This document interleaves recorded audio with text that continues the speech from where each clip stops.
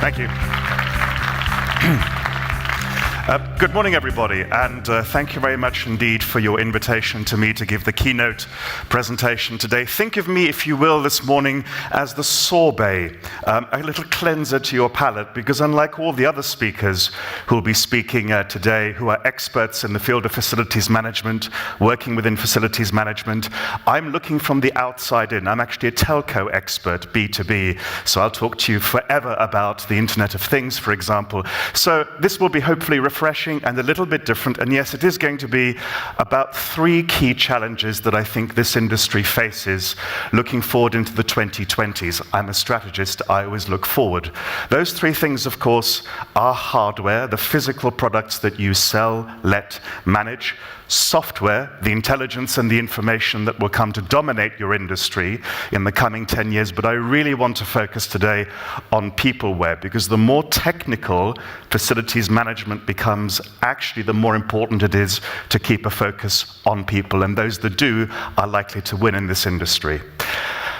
Looking from the outside in, if I'm talking about hardware, the thing that you actually do sell, let, rent, manage, clean, frankly, I think it's a box. It's a box with something in it. What's in it might be office furniture, networks, and people, so you're managing an office facility. It might be products being stored, ready to be shipped, or it might be, most excitingly of all, racks and racks of IT in a data center. But whichever way it is, and whatever it is, fundamentally it is a box that contains something important that needs to be managed. The problem with managing boxes with contents is there are only so many ways that you can compete and find competitive advantage to sell or manage or let your box. One of those, of course, is quality. And a number of speakers today are going to talk about new and innovative ways that facilities can be organized, modular, extended, built. So quality will always continue to be very, very important in this industry. Also, of course, unfortunately, price. From what I understand from my research and working with this industry, unfortunately at present, the most important component of the equation is still price. And that's because of where facilities management has come from. And most clients of facilities management, in-house facilities managers, will look at quality versus price and make a judgment on value for money for the management of the content of the box. We can add a couple of elements. We could add scale and flexibility, and we're talking today a lot about globalization and global contract management. And we can add, of course, security and continuity, what happens in the event of an emergency or a catastrophe. All those elements can add to the value for money of managing the hardware. More interesting, I think, in the 2020s, because frankly, there are only so many different ways you can set up a box, although others might argue that there's more difference, is the level and the layer of intelligence. Now, I spend a lot of my time dealing with the Internet of Things and with big data and data information flows. And I will say only two things as an expert in this field. This will be the battleground for facilities management in the 2020s, but data is not information. So you have to understand what it is that you're trying to get out of the data to actually help you to either sell your product better or to manage your facility better. And not all things related to the Internet of Things provide either relevant information or add value to your business. So we as an industry at Telco will offer you many, many things that we believe will be useful to you, but you need to understand what it is that you want out of the Internet of Things. And just to give you a sense of scale, the number of devices that will be intelligent, that will be able to communicate with each other over the internet, will be 5 times more in 2020 than was the case in 2015. So there is an exponential curve to intelligence through the Internet of Things. Again, we can build the layer of intelligence by security and by resilience of our systems, so the integrity of the data that we have and the usefulness. And I think the question I have about the layer of software that a number of speakers are going to talk about during the course of today and tomorrow, is this going to be a value add to the core facility management, or is this actually a new paradigm of value for money? And I think the answer is, over time, this is going to become a more and more important component of how you build value for money into facilities management. But we did promise today to talk about people. So I think hardware, software, and what I call peopleware, rather jokingly, i.e. us, people, that is the fundamental triptych that we're going to be dealing with. And by way of introduction to people, I just want to remind us that we are a business-to-business industry with end users. And all value propositions in B2B are built according to the same principle. There is a product, which we might consider to be the hardware with the software component. There is distribution, and it's rather interesting that I think none of the speakers in the next 2 days are going to talk about different ways of distributing facility management. It could be that there are no different ways. This is a highly established industry, but this is something that is worth looking at. But the most important component of any B2B value proposition is service. It's what happens after the sale. It's what happens after the contract. And service is the hardest one to build differentiation, but once you have it, it is the most difficult to copy. So the focus actually is not on the product, and it is not so much on the technology. It is about your ability to manage client relationships, whether it's the relationship between the supplier and the client, or the client and his end users. Replicating differentiation through service is very, very hard. It's very hard to copy your competitive advantage. And the point about that is that all of those three components, and particularly the service component, are built on a fundamental triangle of systems, process, and above all, people. So your service management capability, as well as your ability to sell, as well as your ability to identify value in your product, is based on your systems, it's based on your process, but none of those things are any good if you don't have highly qualified, highly trained, highly agile people to manage those things. And I'm delighted that this conference has such a large component of research and centricity on the importance of people. So let's talk a little bit about people, because people serve people. That's a fundamental paradigm. When I was doing my research into the current role of facilities managers and the role that they're likely to have to play, which is going to broaden and deepen in the next 10 years, it struck me that they appear to be some kind of Superman. The number of things you need to be able to understand in facilities management, the number of things you need to be an expert in facilities management, would indicate that actually you're one of the key component individuals in your business. The reality is that most facilities managers don't look like Superman. They look a little bit like this chap. Let's call him Graham. I could call him Robert. I could call her Mary. I'm delighted to see that there are more and more women getting more and more senior roles in this industry. Graham doesn't look like Superman, and Graham's daily role is largely about contract management. Oh, by the way, Graham, well, let's pretend, is a facilities manager in a large international corporation dealing with many offices and maybe production factories as well. So his day job is largely about contract management, SLAs, supplier relationships, and keeping his many, many end users and colleagues happy. The interesting thing about Graham is that his day job is fundamentally left brain. I'm sure you're very familiar with the concept of left brain and right brain, the two hemispheres that we all have. Graham's day job is very left brain. It's very technical, it's very precise, it's very logical. But the good thing about Graham, like all of us in this room as facilities managers and experts in this industry, is we have both the left and the right hemisphere. And that is rather important, because the right brain is the conceptual. The right brain takes all of the detail and allows us to synthesize and understand what it actually all means for our business, for our users, and for our colleagues. If you want another metaphor for that, any proposition that a supplier makes to a facilities management client, or that a facilities manager makes to his colleagues and users, must be both skeletal, that is to say, it must be logical, it must be rational, it must be mechanical, it's all cause and effect. But actually, we are also, all of us, a nervous system. We feel things in our gut. When you walked into the room this morning, you will have had a response to this theater, which will not have been, how wide is the seat? How many lux of lighting do these lights project?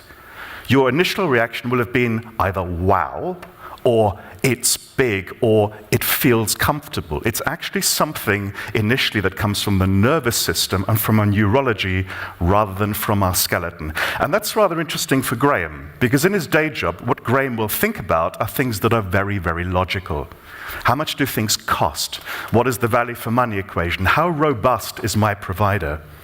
How good is the reporting? Are all the certifications in place? Are all my KPIs being delivered? But when you're thinking as a supplier about working with, talking to, and having a relationship with Graham, you should be asking a number of other rather fundamental right brain nervous system questions, of which the most important in B2B, I think, is always what keeps him or her awake at night. It is unlikely to be SLA contract management. It is unlikely to be the quality of the KPI reporting. It could be the security of the building.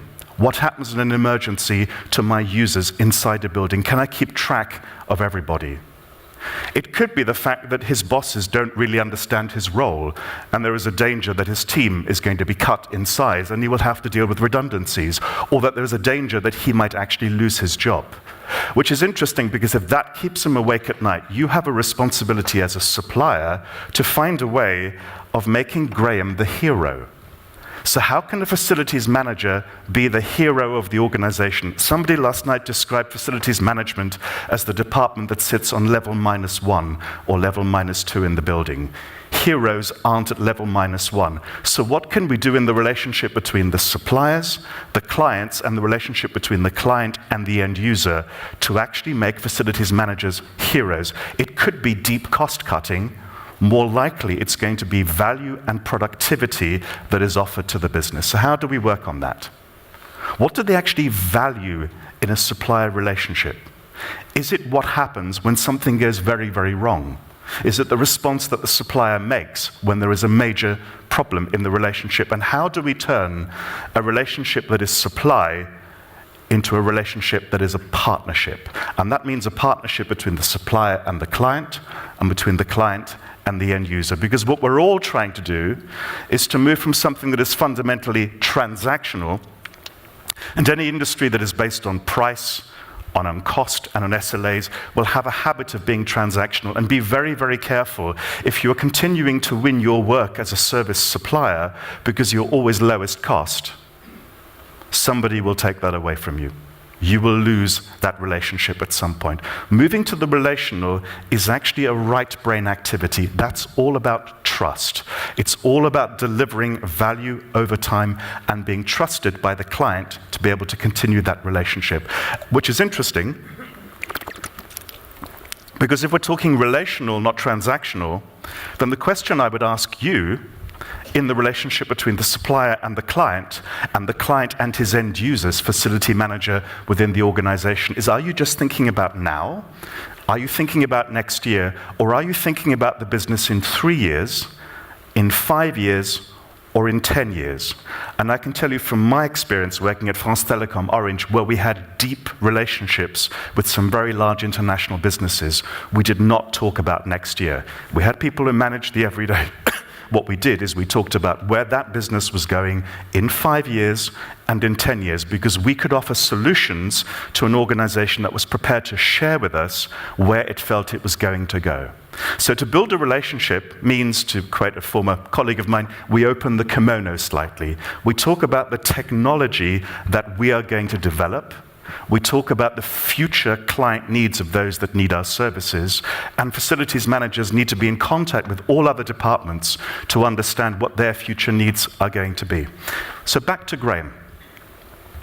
Graham has a problem. 15 years ago, his relationship with his end users was relatively simple. People came to the office or to the production site. They expected to find their workstation, they expected to find a desk, a computer, access to quality networks, and a printer. That's not the world that Graham lives in now. What Graham has to deal with actually aren't facilities. Graham has to deal with people who will occasionally come to an office and will expect all those things, but will spend more and more of their time working at home, but expect somehow to be connected to the organization, or will be on the road, or will be remote workers or mobile workers. Rather interestingly, 12, 13 years ago, when I was at Orange, I was reading research reports by IBM. And IBM were one of the first organizations to take remote working very, very seriously. And they trialed having entire departments who they felt didn't need to sit together in a physical space, working remotely. And it was an exercise to see how that would work. And it was a glorious failure. And the reason was that people didn't need to come to an office because they had to have a desk and a computer and a printer and a network, because all of that was provided in their home or in their locations of work. What they needed was to build a team. People need to meet one another because we all have a right hemisphere as well as a left hemisphere. We all have an emotional connection with one another. So the future of facilities in terms of an office is not going to be the office as we have known it over the last 10 to 15 years. I recall working at France Telecom, sitting in places like this, traditional PTT meeting rooms, often underground, without any natural light. That's not the way that the future is going to look. This is an example of a typical office space of today. This is actually Skype.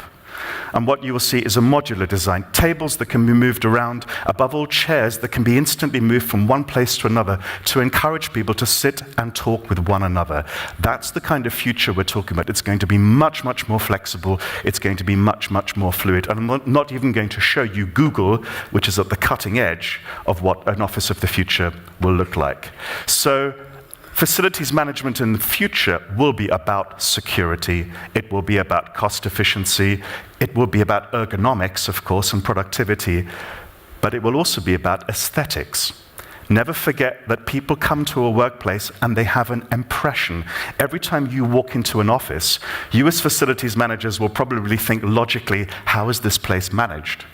But you also will have an impression of what it feels like for an employee to walk into that office. Do they feel comfortable? Do they feel at home? Do they feel that they want to meet other people in this office? Is it a place that they actually want to come and spend time in? And it's interesting that there are presentations during the course of the next 2 days about art, emotion, and aesthetics. So what that means in future, if we wrap all of that together, and this is how Graham, or all of you, can become heroes, is it's not actually about facilities management anymore. Not strictly. It's also about the relationship with IT, the convergence of physical and virtual space. Forget facilities, it's actually about networking. It's about how people work together, either individually or in small or large groups. It's absolutely about human resources. Every pound of value you can add to the productivity of your organization by the better working of your staff, by their well-being, and by their motivation will be worth more than every pound of cost saving that you can make. Of course, with supply chain, and also, of course, with risk, security, and compliance. So yes, the facilities manager is a hero because he sits at the center of a network of relationships in his organization. And his ability to manage those relationships and your ability as a supplier to give him a value proposition that he can communicate to the other departments of his organizations is going to be critical. So, to recap, by all means be very responsive, but above all, anticipate and proact. As a facility manager inside the organization, understand what those other departments are researching in terms of their future capability. What are they going to need from you? What will you have to respond to in terms of the HR strategy of your organization, the IT strategy, the risk and compliance strategy? So anticipate and proact. Focus always on value and value proposition, product, distribution, service, systems, process, people, rather than just cost cutting. Please, if you are a supplier, don't be my best friend. Be a partner and understand what it means to build a long-term partnering relationship. And think through the value chain. It is never just B2B. It is always B2B2B B2B2C or 2E. So as a supplier, you have to think through the value chain. As a facilities manager inside the organization, you have to understand all the needs of the future needs of your users and other colleagues in other departments. So it's B2B2 something, and thinking that through in 3 years, 5 years, and 10 years will be the key to meeting the challenges of facilities management in the 2020s. And I think that means going from hardware and software to peopleware, but also to being people aware. All the people that you serve are left brain and right brain.